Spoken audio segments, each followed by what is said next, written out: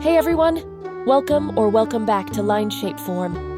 In this video, we'll continue with the curved line exercises we started in Lesson 4 of my series on line, shape, and form. If you haven't watched my previous video on curved lines, in this two-part video, I'll show you warm-up exercises and quick practices to help you with muscle memory development, improved control, line confidence, symmetry awareness. I'll link the previous lessons in the description box below, so let's dive straight into the exercises.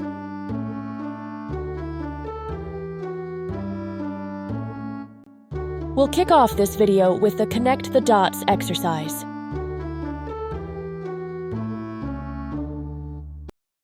Check out Part 1 for information on the digital brush I'm using for these exercises. I've also included the brush adjustments I made at the end of this video. And for your information, sections that are sped up in the edit are marked with this symbol. In this exercise, we'll draw dots and connect them with curved lines. We previously did this with straight lines in an earlier episode. Some of the benefits of these exercises are that they encourage intentionality by promoting planning and visualization before you start drawing, helping you approach your work with purpose. They can enhance precision by training your eye to control the start, arc, and end point of a line, which ultimately improves your drawing accuracy. These exercises also sharpen your spatial awareness, deepening your understanding of distance, proportion, and how curves move through space. Finally, they boost your problem-solving skills by assisting you in plotting arcs between joints or perspective anchor points.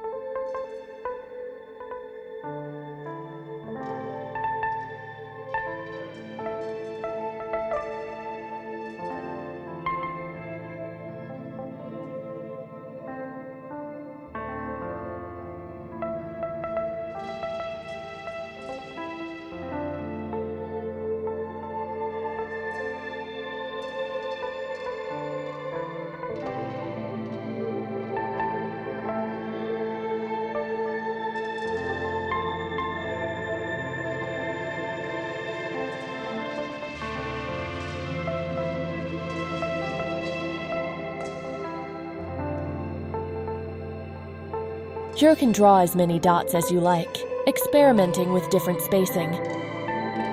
Start by focusing on connecting 2 or 3 dots with various curves. Once comfortable, try connecting more dots in one go.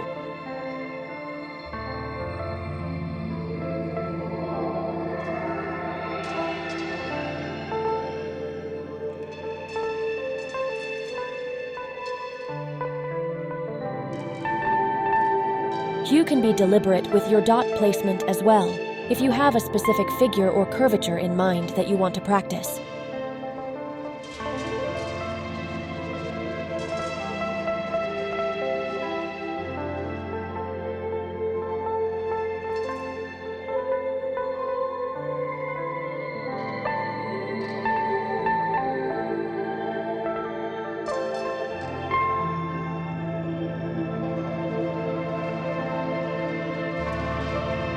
You can use this exercise to practice drawing the curves of the upper and lower eyelids at an angle.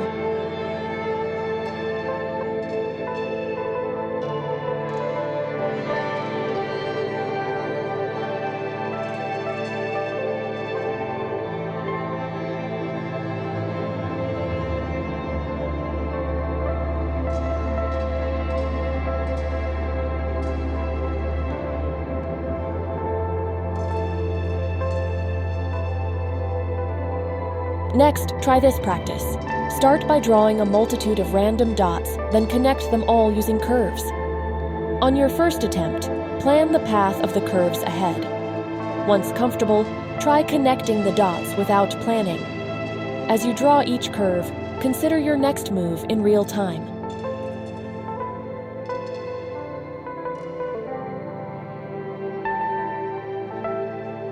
Next, we'll create some long, gentle arcs.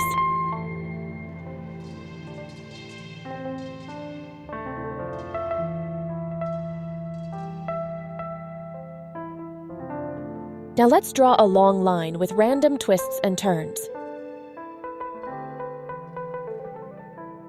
Then try tracing over it as accurately as you can. If doing this in one stroke is challenging, smoothly connect multiple strokes to complete the line.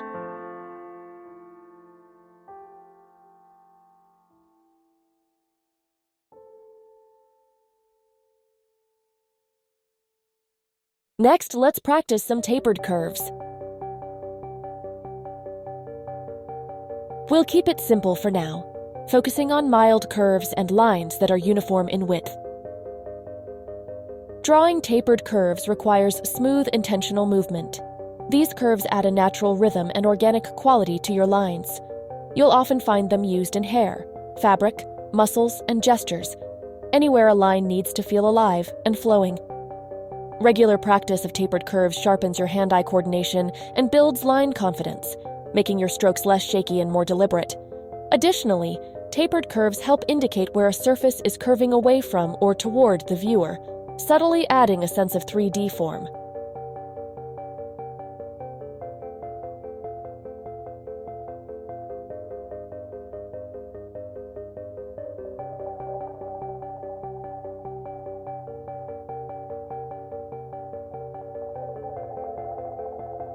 We're going to layer lines, gradually darkening specific areas. I've covered these techniques in more detail with straight lines in Lesson 3. If you haven't watched that video yet and are interested, be sure to check out the link in the description box.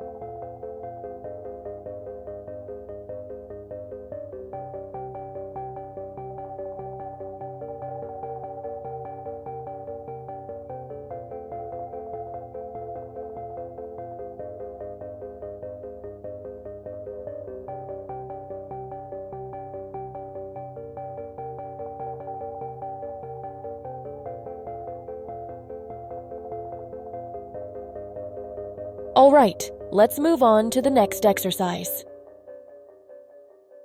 We'll continue connecting dots, but this time we'll place them deliberately to practice drawing the curves of anime-style eyes. Start by drawing a rectangle. Place a dot in the center of the top side and one in the middle of each side. Connect these dots to form the curve of the upper eyelid.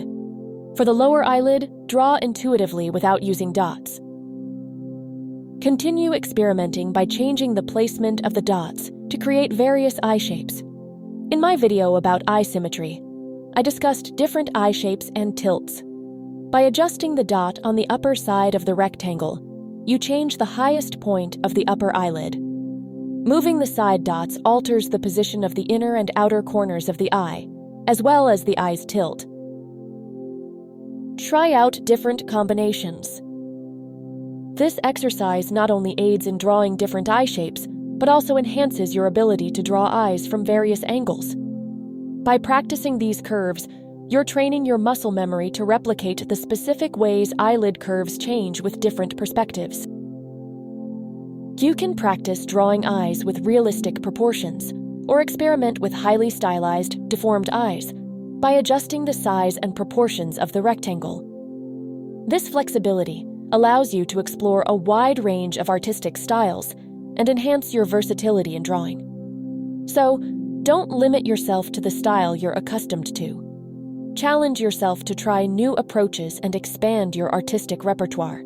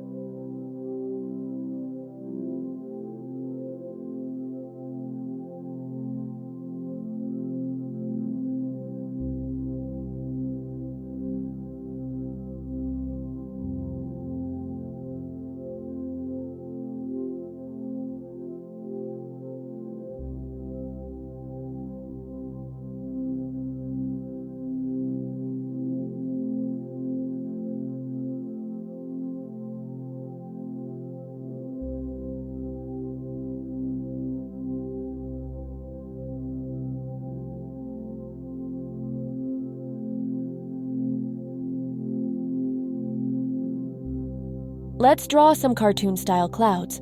Try creating arcs of different sizes and shapes instead of using the same sized arcs in a row.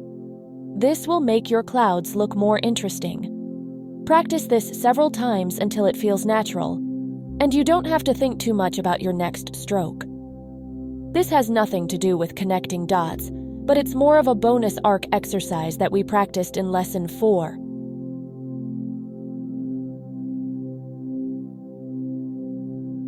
And let's add some eyelashes to these eyes using short, tapered lines. Pay attention to the direction of the eyelashes and incorporate a gentle curve. Avoid having the eyelashes shoot straight up from the eyelid. I'll delve deeper into drawing eyes in a separate lesson, so we'll leave it at that for now.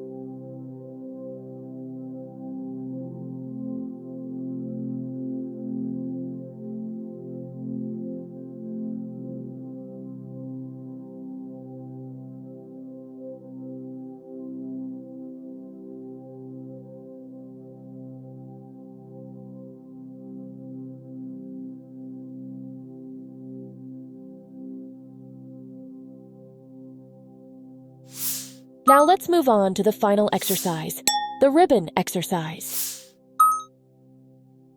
Okay, let's take this one step at a time. In my previous video on curved lines, we practiced curve drills using C curves, S curves, and more. So, we'll begin by practicing drawing ribbons with those curves first.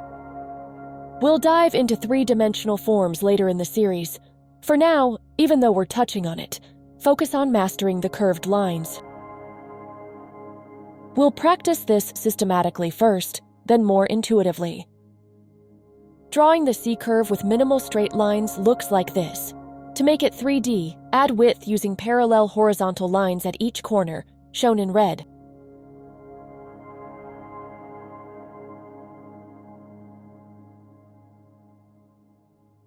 Next, at a slight distance, I draw lines parallel to the initial C shape, shown here in blue connecting the outer points of the red lines. And as simple as that, we have turned the C shape into a dimensional form with height, width, and depth. Now we apply the same process to the curved C shape.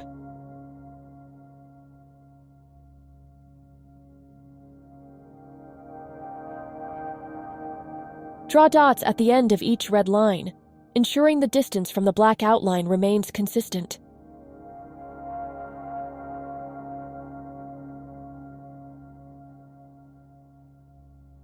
Then connect the dots as we practiced earlier. You can connect the dots in two ways. Either with one continuous stroke,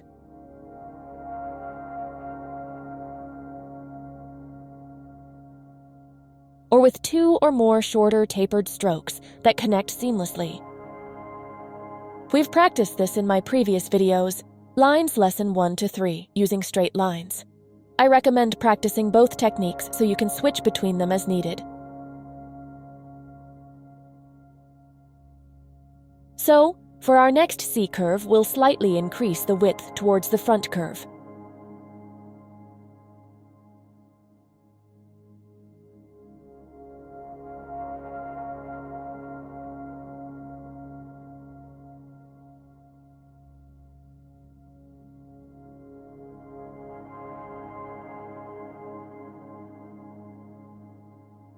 Notice the red lines. Those marked with circles are the narrowest. Triangles indicate a slightly wider width, and the line marked with an asterisk is the widest. This adds a sense of perspective and foreshortening to the ribbon. I won't cover all the variations here, but I encourage you to keep practicing the C-curve ribbon at different angles.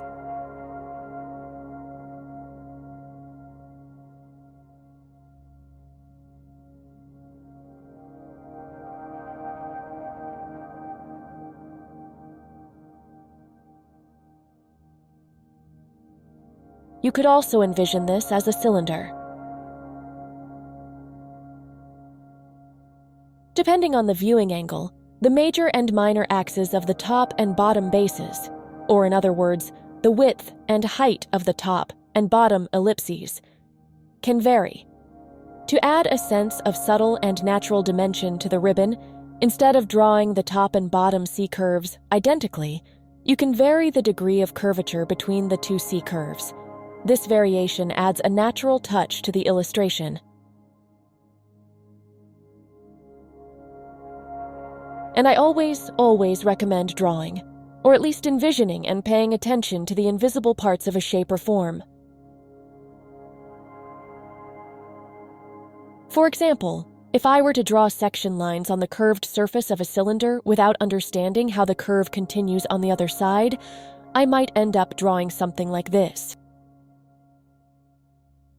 However, if I'm aware of the complete form, I'll be able to draw the curves in a way that hints at how it continues on the other side, and therefore creates the illusion of the curved surface more accurately.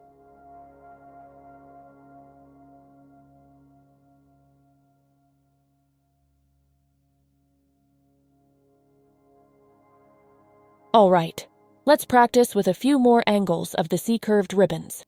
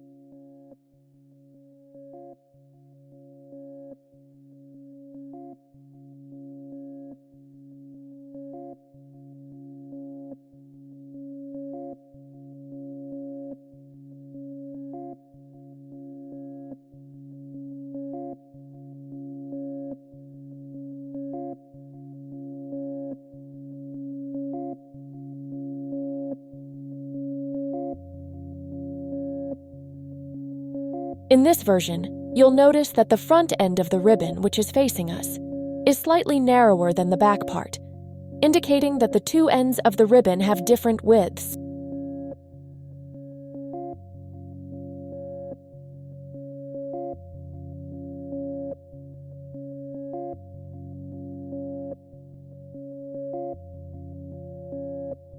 Next, we will practice with the S-curve.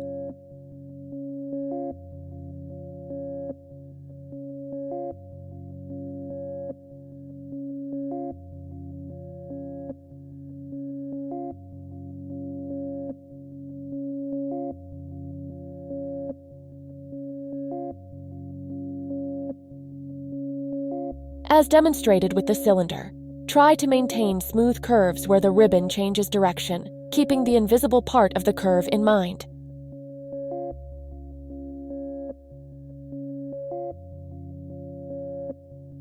This time, we'll apply hatching lengthwise. When hatching, use tapered lines. If needed, practice tapered lines separately first. Start with slow, single, straight tapered lines, then gradually increase your speed. Next, draw multiple tapered lines close to each other. Finally, try the same technique with curved tapered lines.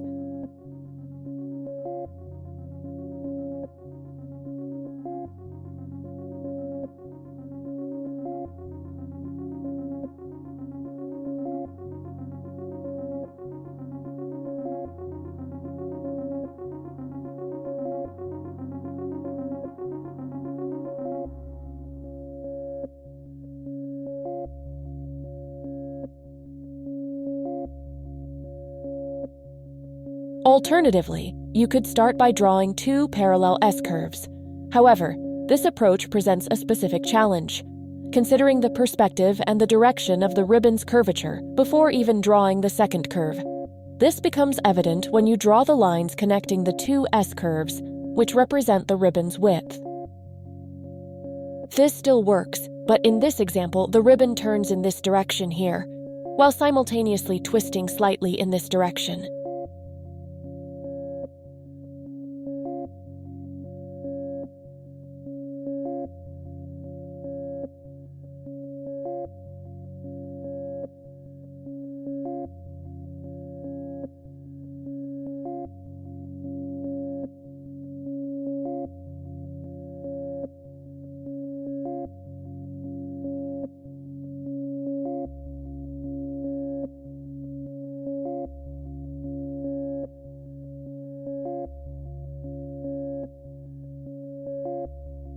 Let's practice some more.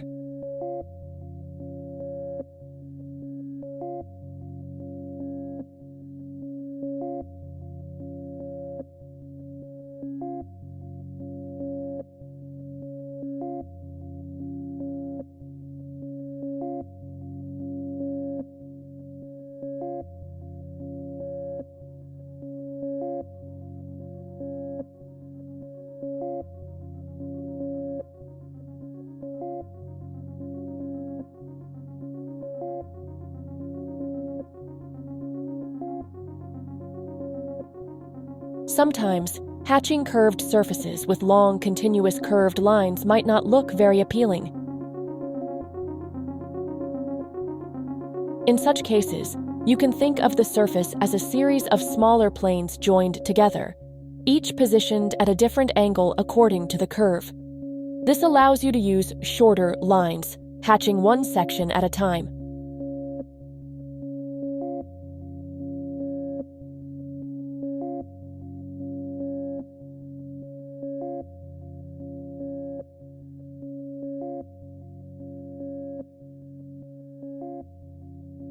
When hatching a curved surface with parallel lines, you can start by drawing a line in the middle between the two outlines to accurately capture the degree of the curve.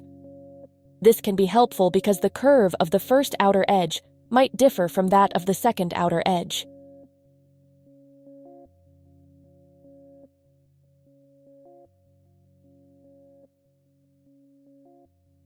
After practicing the S-curved ribbon at different angles, proceed to the next curve and continue in the same way.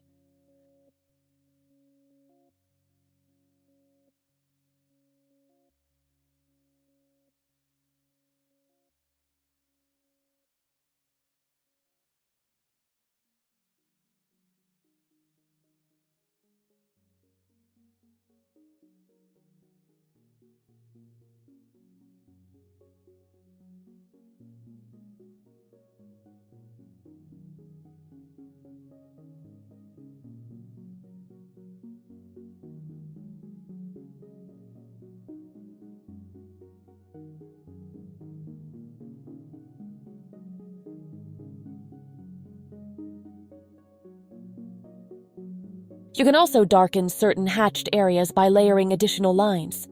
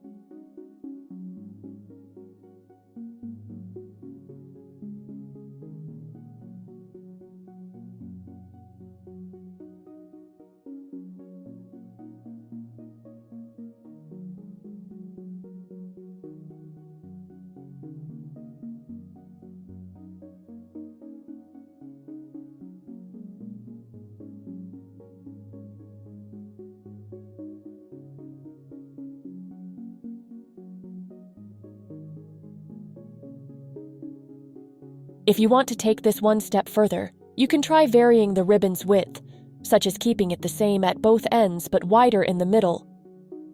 If this feels challenging right now, don't worry. We'll explore three-dimensional forms in more detail later in the series. I covered this in my video about straight lines, but I want to emphasize it again. When connecting dots or tracing long lines, it can improve precision to focus your eyes slightly ahead of the pen tip. This helps you understand the direction your line needs to follow.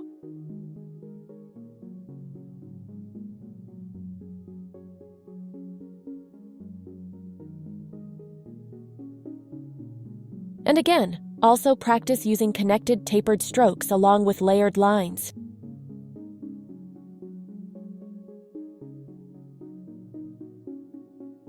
The next step is to draw the curves and ribbons more intuitively, using the techniques we've covered earlier and in previous videos that you feel most comfortable with.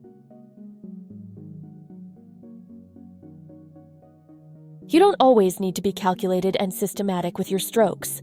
You can also use them exploratively, allowing them to guide you in understanding a shape or form.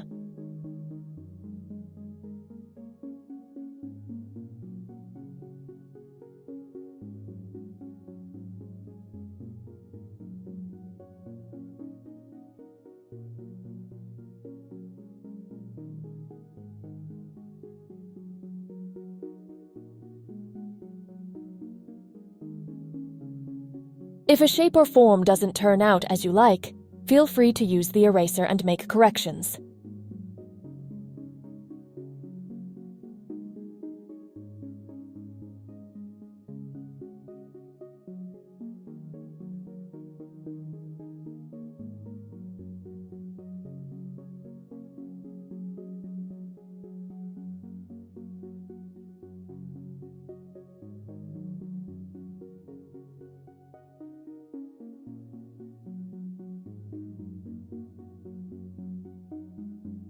You can also adjust the opacity to make it easier to gradually build the depth of the lines. If you're working traditionally, start with light strokes and add more depth in certain areas by layering and applying more pressure.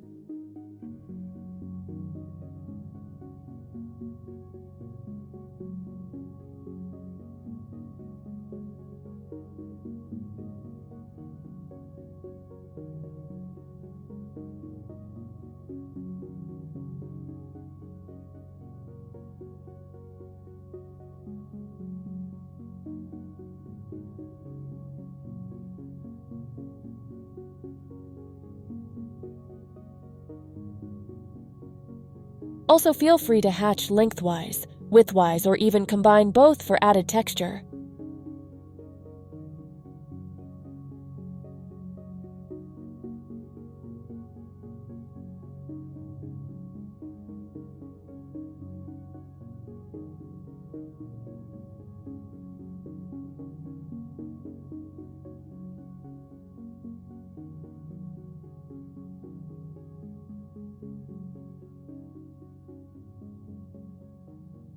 You can also create forms by combining different curves, such as the C curve and the S curve.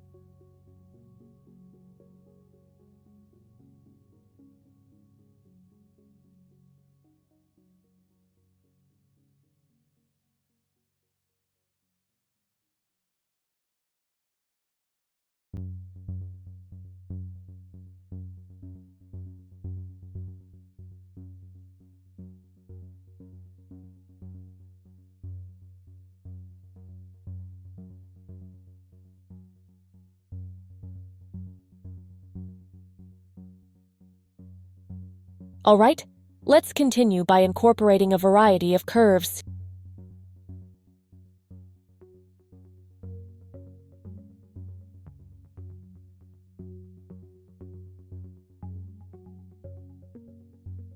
Exercises like these offer several key benefits. First, it enhances your 3D thinking, helping you develop a sense of volume and form through line alone. It also promotes consistency by reinforcing parallelism and even spacing between curves. Additionally, it fosters rhythm and flow, making it great for gesture drawing and character design, as it trains your visual fluidity.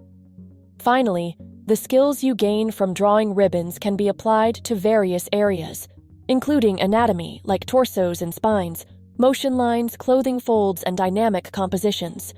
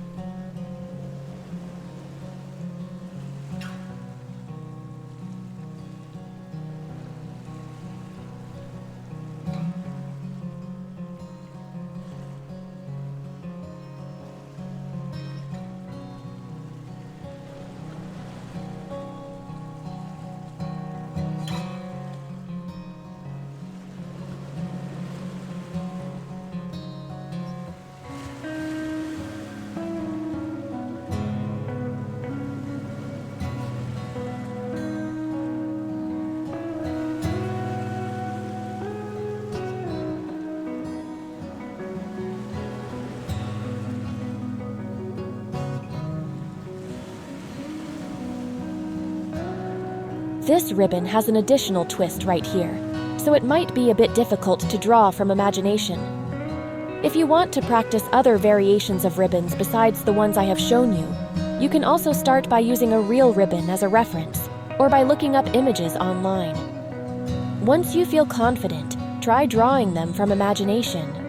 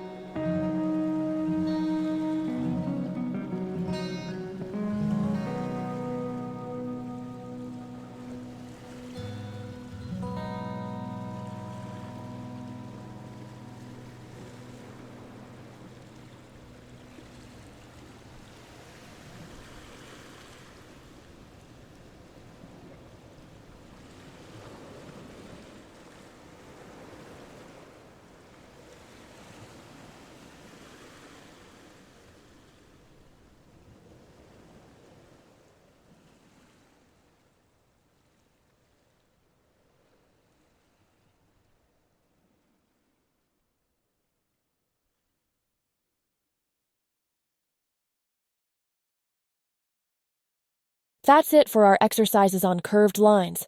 I'll be covering many more topics in this series, so stay tuned if you're interested.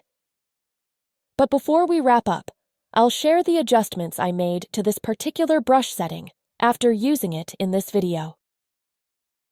As mentioned at the beginning, the only changes I made to the brush settings were making the opacity slider visible in the tool properties and adjusting the anti-aliasing from none to weak. This was my first time using this brush. I have been using the previous version of this brush set for some time, but since a new version was released a few months ago and there's no download link for the older version that I could share with you, I decided to use the new brush set for this tutorial and test it out myself. So after completing all these exercises for this video, I adjusted a few settings to my liking, which I'm going to share with you now. My adjustments might not work for you, but you may want to experiment with these settings yourself. First, I duplicated the brush, and you can see the duplicate at the bottom here. You can duplicate a brush by right-clicking on the original brush and selecting Duplicate Subtool. You can rename the brush to avoid confusion later, and then click OK. Since I already have a duplicate, I will click Cancel. If you pay close attention to the preview of the line width in the subtool detail, you might notice the difference between the original brush and my version of it. What you see now is the original brush, and this is my version. Original version, my version, original version, my version. So you might have noticed that my version of the brush has a more finely tapered start and end. I wanted to be able to feather my strokes a bit more than what the default setting allowed. Let me show you the difference before I share the adjustments I made.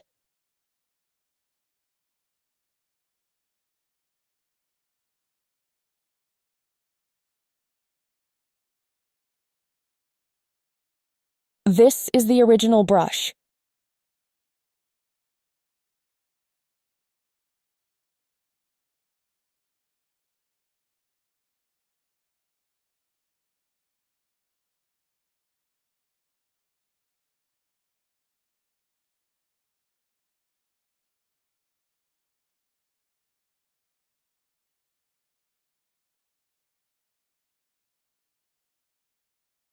And this is my version.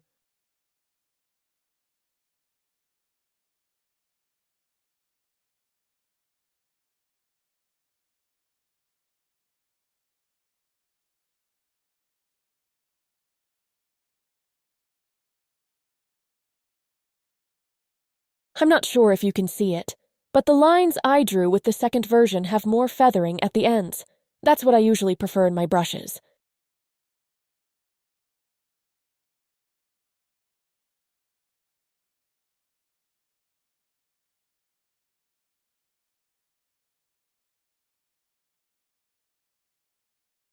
It might not seem like a big difference, but when drawing hair or eyelashes, for example, I prefer the tips to be really thin.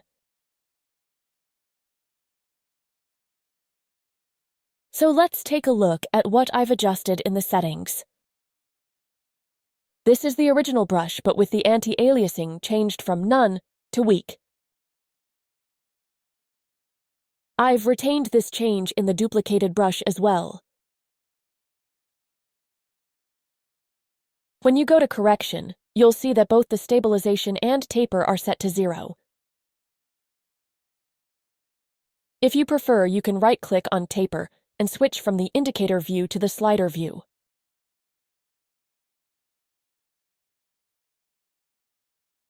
Now let me show you what I've adjusted. I've set the stabilization to 9 for now, but I'll likely change this depending on what I'm drawing. For quick and rough sketches, I think I'll be fine without any stabilization, but I could also leave it at around 9, as it's low enough not to interfere with quick strokes. I might increase it to around 20 when I need to draw long, clean lines with precision. I've also enabled Adjust by Speed, with increased stabilization when drawing slowly selected. Then I've adjusted the taper from 0 to 4. And the final adjustment I made was tweaking the starting and ending setting. In the original version, nothing is selected here. In my tweaked version, I enabled both starting and ending settings, with starting set to 2 and ending set to 14.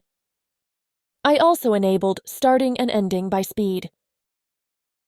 And that's it. Those are the only settings I've changed. And with that, we've reached the end of this tutorial. I hope you found it helpful. If you enjoyed the content, please like, comment, share, and subscribe. I truly appreciate any support.